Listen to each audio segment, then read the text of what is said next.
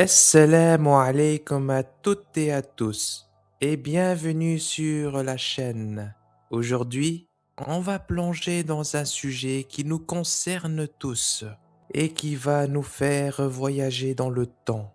On va s'arrêter un instant pour observer comment nos prédécesseurs vivaient leur foi et la confronter à notre réalité technologique actuelle. L'objectif est de comprendre comment rester ancré dans nos valeurs ancestrales, tout en naviguant dans les défis de ce monde moderne qui va à 100 à l'heure.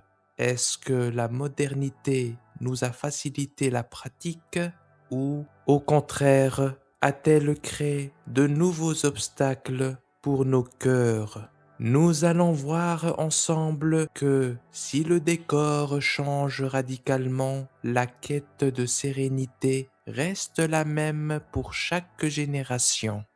Imaginez un instant que nous puissions ouvrir un portail temporel. D'un côté, l'âge d'or, le désert, les caravanes et une vie rythmée par la nature. De l'autre, 2026, la fibre optique, les gratte-ciel et les notifications qui ne s'arrêtent jamais. Si l'on plaçait un musulman de l'époque du prophète sallallahu alayhi wa sallam face à un musulman d'aujourd'hui, ils auraient beaucoup à se dire. Pourtant, malgré les siècles, ils lisent le même livre et se tournent vers la même qibla. Aujourd'hui, on va explorer ce contraste fascinant. Comment la pratique de la foi a-t-elle traversé les époques? Pourquoi dit-on que l'islam est intemporel alors que nos vies ont radicalement changé? Bienvenue dans ce match amical entre le passé et le présent.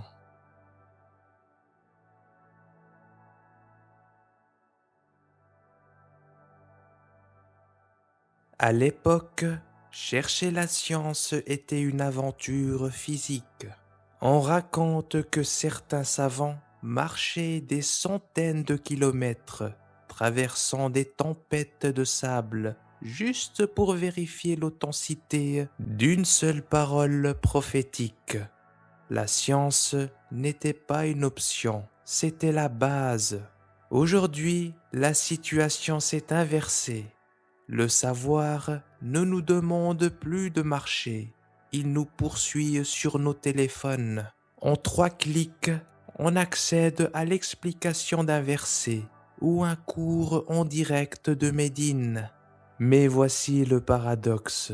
Est-ce que cette facilité nous rend plus attentifs? Hier, on avait peu de livres, mais beaucoup de mémoire et de mise en pratique. Aujourd'hui, on a des disques durs remplis de rappels, mais on a parfois du mal à rester concentré 5 minutes sans scroller. La science est devenue instantanée, mais la sagesse, elle, demande toujours le même ingrédient qu'avant, du temps et de la sincérité.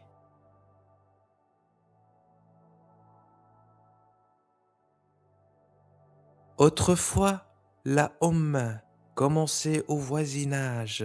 La fin d'un seul mobilisait tout le quartier. La solidarité était une question de survie immédiate. Les liens étaient soudés par la présence physique, les poignées de main et les repas partagés. En 2026, notre voisinage est devenu mondial.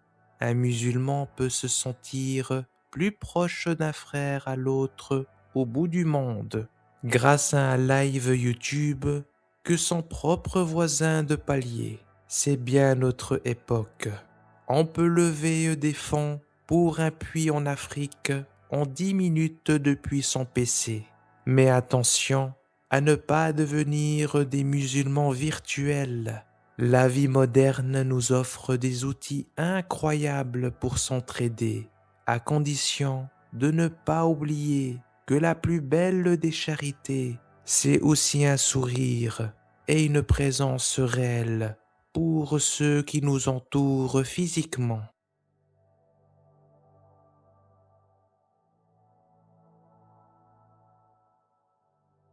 Il y a une chose qui n'a pas changé, c'est l'obligation de la prière et la connexion avec Dieu. Mais le contexte, lui, a fait un virage à 180 degrés. Avant, le silence était partout. La nuit était vraiment noire, propice au qiyam al-layl, prière de nuit. Il n'y avait pas de publicité sur les murs, pas de distraction constante. La spiritualité était d'une certaine manière plus protégée. Aujourd'hui, être un musulman dans la vie moderne, c'est comme essayer de méditer au milieu d'un stade de foot. On est sollicité de partout. Pourtant, c'est là que réside la beauté de l'islam. Il est conçu pour fonctionner partout, que tu sois sur un tapis de soie dans un palais il y a 800 ans ou dans une salle de pause d'une entreprise de tech aujourd'hui. L'apaisement du cœur reste le même. La vie moderne nous teste sur notre capacité à déconnecter du monde pour nous reconnecter à l'essentiel.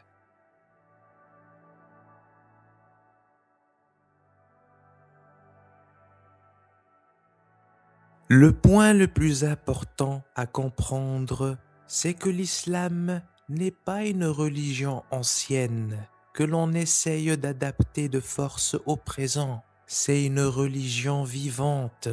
Si elle a pu guider des bergers dans le désert, des architectes à Cordoue et des savants à Bagdad, elle guide tout aussi parfaitement l'ingénieur, l'étudiant ou l'entrepreneur de 2026. Les principes de justice, d'honnêteté, de pudeur et de bonté envers les parents ne vieillissent jamais. Ce qui change, ce sont les outils. Nos ancêtres utilisaient des plumes. Nous utilisons des tablettes tactiles, mais le message écrit reste le même. Être un musulman moderne, ce n'est pas changer l'islam pour qu'il nous ressemble, c'est utiliser les moyens de notre époque pour faire rayonner les valeurs éternelles du prophète sallallahu alayhi wa sallam.